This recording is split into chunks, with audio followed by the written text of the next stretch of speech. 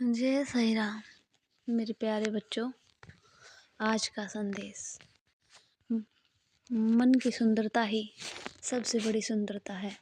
और अगर तुम्हारे मन में विचार आ रहा है कि कोई कम सुंदर है, कोई ज़्यादा सुंदर है, या किसी ने तुम्हारे लिए भी कुछ कहा है, तो आज मैं तुमसे यह कहता हूँ, सबसे ज़्यादा मन की सुंदरता होती है। और तुम भी मन की सुंदरता ही देखते हो, लेकिन दुनिया की नज़रों को तुम नहीं बदल सकते हो।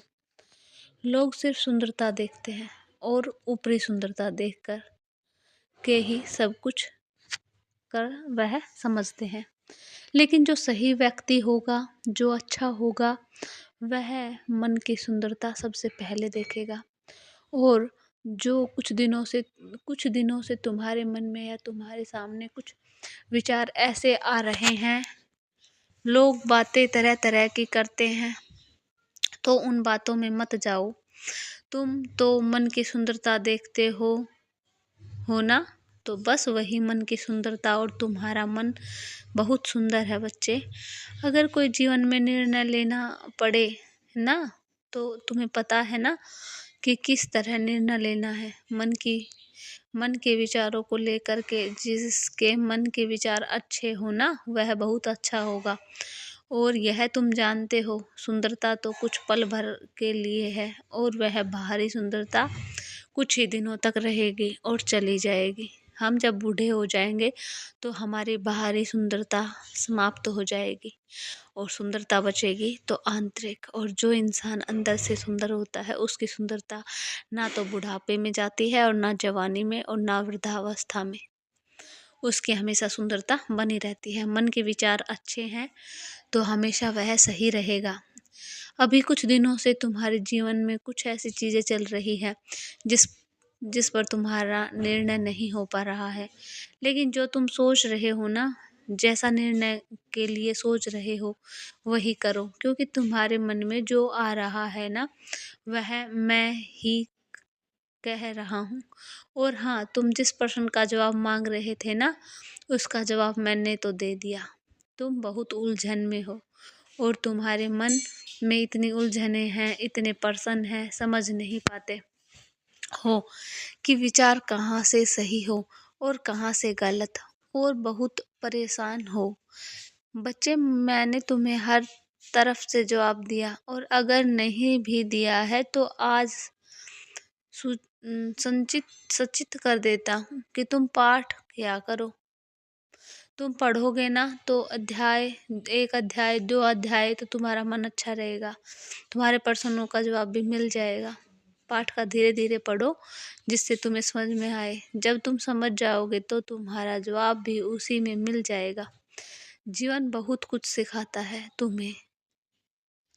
तुम्हें भी बहुत जीवन में बहुत चीज़ें ऐसी हुई, और ऐसे लोग मिले जो कुछ सिखा के गए। अच्छे भी मिले, बुरे भी मिले। और अब भी कुछ लोग ऐसे हैं जो तुम्हारे पास, जो तुम्हारे लिए अच्छा सोचते हैं। कुछ ऐसे हैं जो तुम्हें धोखा देते हैं और तुम्हें अच्छा नहीं समझते हैं। सिर्फ तुम्हारे मुंह के ऊपर तुम्हारी बड़ाई करते हैं, लेकिन पीठ के पीछे वे न तो तुम्हारे हैं, ना वो खुद के हैं। लेकिन तुमने बहुत धोखे खाए हैं ना, तो अब तुम्हारा विश्वास किसी पर नहीं रहा है। निराश हो गए हो, विश्वास टूटा है। लेकिन हमेशा ऐसा नहीं रहेगा। जीवन में बदलाव आते रहते हैं, बदलाव होते रहते हैं। अब बहुत अच्छे लोग मिल रहे हैं तुम्हें। जो लोग पीछे छूट गए हैं, वह तुम्हारे काबिल नहीं थे।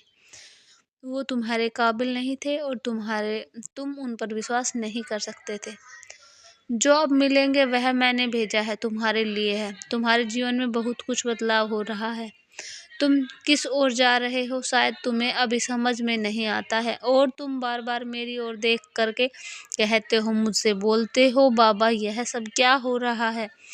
बच्चे, यह जो हो रहा है ना, मेरी मर्जी से हो रहा है। बस तुम स्वीकार कर लो और अपने कर्म करो। कर्म करते चलो, मैं सब करवा रहा हूँ और सब देख रहा हूँ। तुम्हारे हर एक कार्य के साथ मैं रहता हूँ, और कल जब तुम फूल गिराकर मैंने आशीर्वाद दिया था, याद है ना? वो फूल मैंने गिराया था तुम्हें विशेष आशीर्वाद देने के लिए, तुम्हारा विश्वास बढ़ाने के लिए, तुम्हारा आत्मविश्वास जगाने के लिए।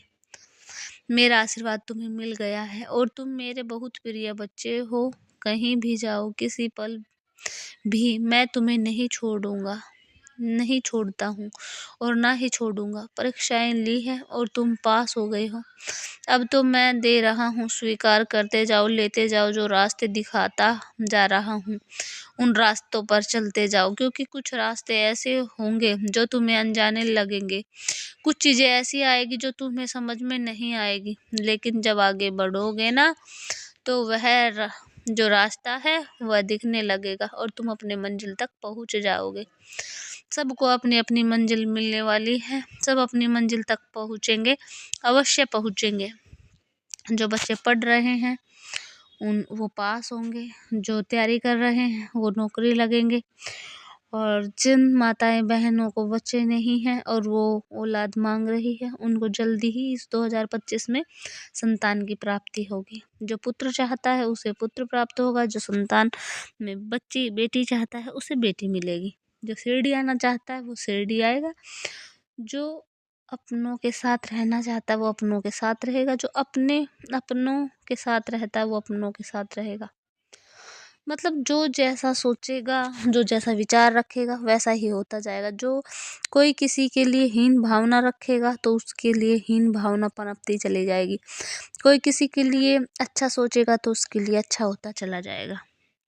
दूसरों के लिए करोगे तुम्हारा जीवन एक बहुत ही महत्वपूर्ण है। कुछ कार्यों के लिए मैं आगे बढ़ा रहा हूँ, तो मैं जो लोग तुमसे मिल रहे हैं वह ऐसा ही होगा कि तुम्हें उन्नत के मार्ग पर लेकर जाएंगे। ठीक है, खुश रहो। आशीर्वाद। सबका मालिक एक। जय श्री साईं, जय श्री साईं।